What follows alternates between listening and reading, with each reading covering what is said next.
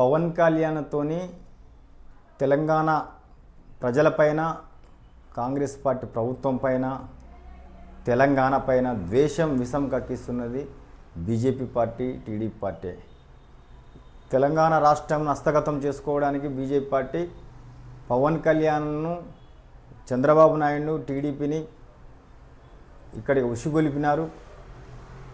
ఇక్కడున్న ఆంధ్రాలో ఓట్ల ద్వారా ఓటు వేసుకొని బీజేపీ అధికారంలో రావడానికి ఒక పెద్ద కుట్ర పన్నినారు. బీజేపీ తెలంగాణలో ఉన్న బీజేపీ క్యాడర్ కానీ, బీజేపీ ఓటర్లు కానీ ఒకసారి ఆలోచన చేయాలి.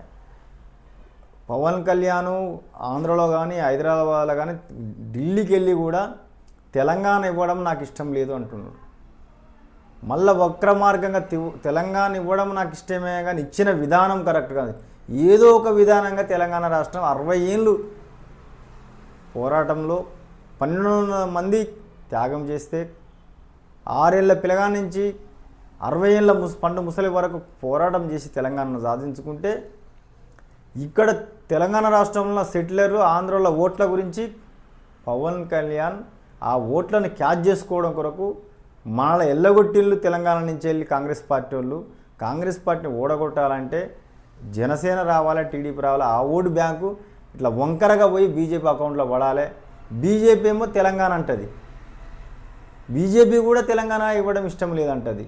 ఇటు చేసి తెలంగాణ రాష్ట్ర ప్రజలను మళ్ళీ చీకటి కోణంలోకి నెట్టేయాలి. మళ్ళీ ఆంధ్ర వాళ్ళ కింద, మోచేతుల కింద ఉండాలి తెలంగాణ ప్రజలు అని కుట్రలో భాగంగా ఈ పవన్ కళ్యాణ్ చేస్తున్న కుట్రలు, ఎత్తులు.